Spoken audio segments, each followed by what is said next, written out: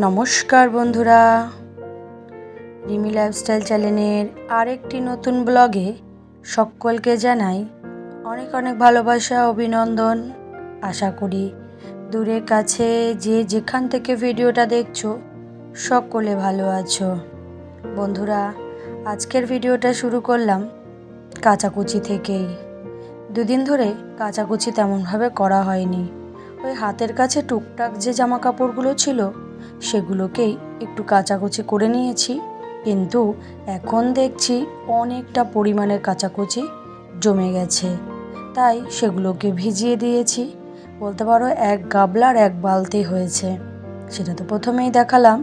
তাই জামা প্যান্টগুলোকে আগে কেচে নিয়ে ছাদে মেলে দিয়ে আসি। রোদ্দুরটা কেমন দেখতে পাচ্ছ, প্রচুর পরিমাণে রোদ্দুর। এখন সকাল 7টায় যে রোদ্দুর ওঠে, মানে দেখলে মনে হয় যেন 11টা-12টা বেজে গেছে।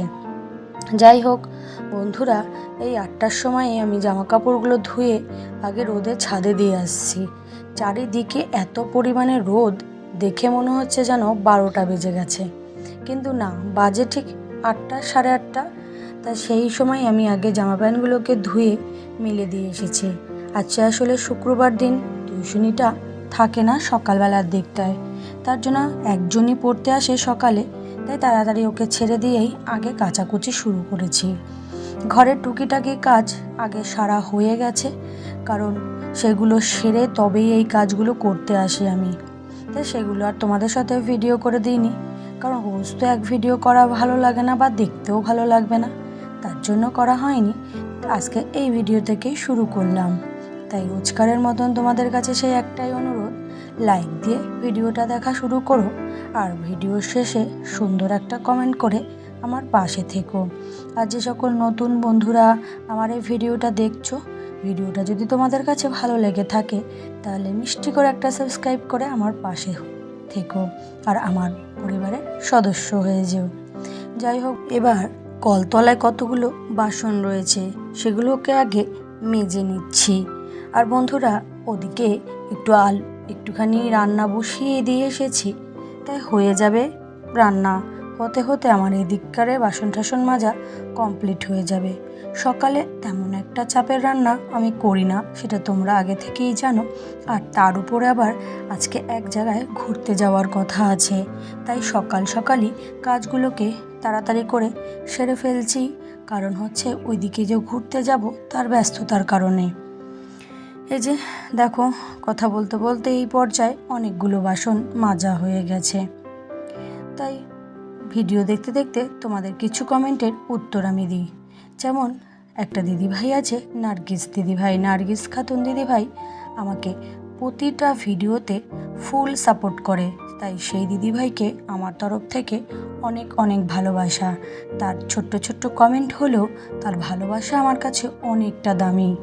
সে সব সময় সব ভিডিওতে সুন্দর সুন্দর কমেন্ট করে আমার পাশে থাকে। তাই দিদিভাই, আমার তরফ থেকে তোমার প্রতি রইল অনেক অনেক ভালোবাসা।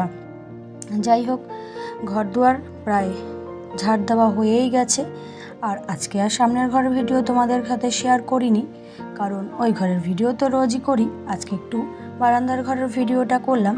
আসলে আমার এই বারান্দার ঘরে একটু আলো কম আসে, তার জন্য একটু অন্ধকার অন্ধকার, তার জন্য তেমন একটা ভিডিও এই ঘরটা করা হয় না। আর এই ঘরের লাইটটা না খারাপ হয়ে গেছে, তার জন্য এই ঘরের ভিডিও আমি তেমন একটা করি না।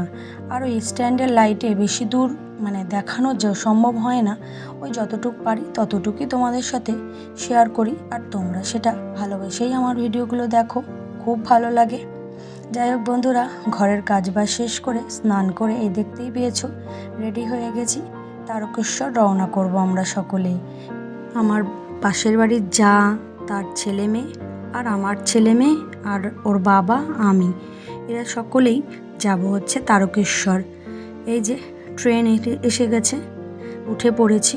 আর উঠে পড়া মাত্রই জানোই তো চলে যেতে বেশি দূর সময় লাগে না, তাই চলে গেছি শেওড়াফুলি। সেখানে আগে বাঘটাকে রেডি করছে।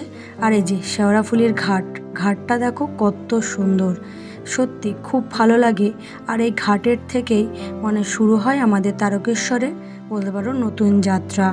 এইটুকুনি আমরা হচ্ছে গিয়ে খুব আনন্দ করেই যাই, কারণ এই সময় শরীরটাতে অনেকটা এনার্জি থাকে।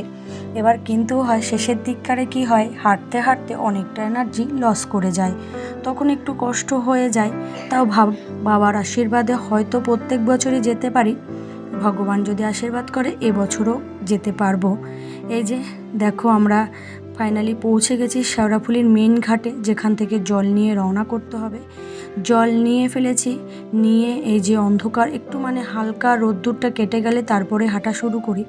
তা হাঁটতে গিয়ে দেখছি কতগুলো ছেলের দল বক্স নিয়ে ওরা যাচ্ছে বেশ আনন্দে মজায় মজায়। তাই ওদের সাথেও আমরাও মজায় মজায় নাচতে নাচতে চলে গেলাম। খুব ভালো লাগে, কখন যে রাস্তা ফুরিয়ে গেল ওদের সাথে হাঁটতে হাঁটতে তার টেরও পেলাম না। এই যে পৌঁছে গেছি কালীবাড়ি পৌঁছে গিয়েই ছোট্ট একটা ভিডিও তোমাদের সাথে শেয়ার করে নিলাম। এবার আবার এখান থেকে দাঁড়ানোর সময় নেই, বের করে দিচ্ছে তাড়াতাড়ি করে, কারণ আমরা দাঁড়াইনি বেশিক্ষণ, বেশি বিশ্রাম নিলে অলসতা বেশি হয়। তারপরে আবার হেঁটে এই যে পৌঁছে গেছি বলতে পারো মারোয়ারির চটে। এই অবধি পৌঁছাতে পারলেই অনেকটা রাস্তা চলে যাওয়া যায়। বুঝতে পারো 36 কিলোমিটার পথ আমাদেরকে হেঁটে যেতে হয়। এটা হচ্ছে 22 কিলোমিটার পথের অর্ধেকটা। যাই হোক বন্ধুরা, আর বেশি ভিডিও করতে পারিনি। মারোয়ারির চট থেকে বেরিয়ে হাঁটা শুরু করেছি, কিন্তু শরীরে আর এনার্জি তেমন একটা ছিল না, তাই বেশি ভিডিও করতে পারিনি। আশা করি তোমাদের ভিডিওটা ভালো লাগবে। তাহলে ভিডিও শেষে সুন্দর একটা কমেন্ট করে আমার পাশে থেকো। আবার দেখা হবে নতুন একটা ভিডিওতে। আজকের মতন সকলকে জানাই টাটা। সকলে ভালো থেকো, সুস্থ থেকো ও এগিয়ে যেও। তোমাদের সকলের মনস্কামনা পূর্ণ হয় সেই আশায় ভগবানের কাছে প্রার্থনা করি। আর তোমরা ঠিক এইভাবেই আমার পাশে থেকো। যাই হোক বন্ধুরা, দেখো হাঁটতে শুরু করে দিয়েছি, চলে যাব। আজকের মতন সকলকে টাটা জানিয়ে আজকের মতন বিদায় জানাচ্ছি।